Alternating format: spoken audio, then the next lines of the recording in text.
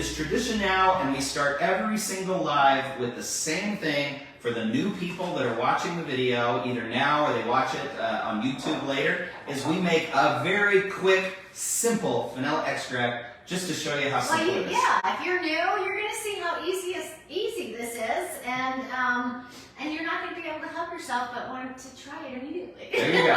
So we're going to go really fast, and it's like our first one, we did it in like 10 minutes, and then our second one in 7 minutes, and then our next one in like 3, because we're getting better and better. We're going to make this one in like 2.5, 3 minutes. We're okay, gonna fly. We are going to fly. So I thought 1 ounce of Indonesian papa Indonesian beans, and they're just a nice fruity base. You know, it's a nice place to start. They're pretty It's kind of big. classic Indonesian, a little bit of earthiness, but they're the planifolia beans, so they're creamy, a little more traditional like Madagascar, but they have that Indonesian smoky, a little bit of spice, earthy undertone. So I've got 1 ounce of beans, and I'm going to put 8 ounces, and I'm going to do my spice drum simply because I got a lot of it. Look in your cupboards, gals and guys. What do you have already? You know, it's so expensive right now. Spirits can be expensive, beans can be expensive. So what do you already have? And you can make something. If you've got some kind of spirit in your house, figure out how to make that with what you have. And plus, spice rum extract is just one of our favorites around the holidays. Oh yeah, all through the fall and the winter, it's lovely. So I'm going to show you the 3 ways that we do this. We can tie it in a knot if you want to preserve the caviar and the seeds that are inside. I just tie it in a knot, right? And then I can just put that down into my bottle. Or I can slice it in half. And then you can also slice it down the middle to try and get all that caviar out, which is actually my favorite because I love all the caviar coming out into whatever I'm baking. Or, you know, if you want, you can always just bend them, right? And there was a conversation, sorry to interrupt, there was a conversation in our group the other day about straining, and someone said, do you always strain your vanilla extract? Some people like to because they want it to be like clear, but as you mentioned the caviar, we typically, with just vanilla extract, we don't. I love seeing the caviar. We like speckles. Yeah. We like the speckles. We think they're fun. But when you're using other extracts that are more complicated, lots of different components, and you don't want to see that. Then we do filter and we do strain, like big clumps of used strawberries or things like that. There's a ton of caviar in there too. If you're cutting them open, you're going to see a ton of speckles. You know, and then my favorite way sometimes is just to cut them in smaller pieces because they're just easier. So not only do I get the caviar out of there, but it just makes it really easy for me to just throw them in the bottle. So Nicole just commented and said, you can make vanilla extract with spiced rum or bourbon. I thought it was only vodka. Perfect example. This is why we do what we're doing here, right? Like we have new members of our group. Yes, buckle up, Nicole, because you are about ready to fall down the rabbit hole. You thought it was just like a couple of different beans and things. Now when you start looking at all the different spirits you can use, here you go. So welcome to the rabbit hole, Nicole. You're going to have lots of good friends around you as you wander around inside there. But it's important to remember that you have to have a certain amount of alcohol. You can't just pick any alcohol out there. You can't have liqueurs that are, you know, lower in alcohol content. You have to stick within that range, you know, that's going to... Oops, so sorry. Kelly, while you're pouring that, you're using the vodka. Oh, shoot. Well, there we go. It's okay. Let's go ahead. Let's go ahead and finish it with vodka. Okay. Sorry, I was looking away. It's totally my fault. 100%. I was looking the other way. I'm gonna have to, after this is over, put spice rum in this. But we're gonna fill it. Well, you know what we can do? And I'm gonna fill it to the top because I know this is an 8-ounce jar. So it's 1 ounce of beans to 8 ounces of spirit. This is an 8 ounce. It's a little bit, it's 8.5 ounce. So I've got a little bit more. But I know I don't have to measure it, which, you know, when I'm doing a lot of these for like gifts, I love that I can just pour it, not have to worry about measuring it. And then I'm done. I put it in a cool, dry place, dark, in a cupboard somewhere, and I forget forget about it for about 9 months to a year. For about 9 months to a year. And Yeah. we had a lot of discussions about, does it take a year to make extract? Look on our site, you'll see, if you go to the extract making section, there's a question that says, does it really take a year to make vanilla extract? You can read the pros and cons of not waiting that long, waiting that long. It's ready when you think it tastes great. Most people will tell you it's about a year. With We vodka. usually wait to a year, but we've kind of backed off on that and kind of let you decide. Start trying it in about 9 months. Do you like it? Then use it. If you don't, then wait a little bit longer. But as we've learned with all of these extracts, it's all subjective. What you like isn't necessarily what someone else likes. They might want a stronger flavor, and you're perfectly fine with the way it is. So this is an art, and you're going to create your own art. There you go. Now, Kelly Camps asked a question, and it looks like it's in a couple places. Kelly, I'm not quite sure because it's in 2 different places. I think you're referring to what does the V stand for in like V planifolia. I'm going to assume that's your question, but why don't maybe you rewrite the question just to make sure I address it. So when you see the V period and then the space and then the word, you know, there's over 100 different types of vanilla bean orchids. There's only a handful that produce fruit. So V is the distinction of the vanilla category. So it stands for vanilla.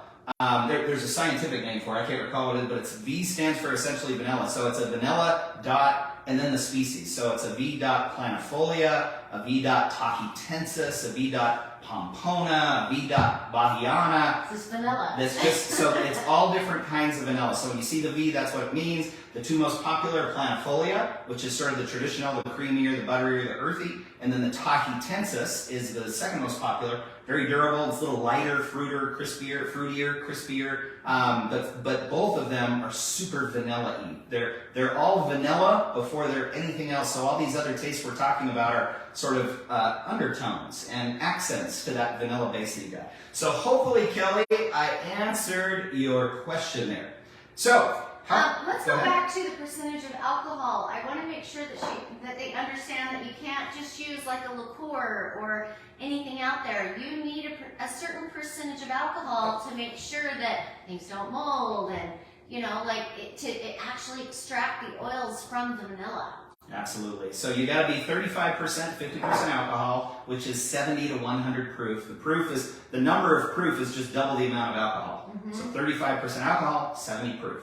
50% alcohol, 100 proof. Sweet spot for us, for all of our vanilla extracts, is somewhere between 35 and 50%. Yeah. Now, a lot of people say when you get into like cinnamon and other extracts, you can go even higher alcohol content. We're going to call that like master's class. We're not there yet, but you can do a higher alcohol content. It just gets confusing. So the sweet spot for us, 35 to 35% to 50% alcohol. Right? Cool. There we go.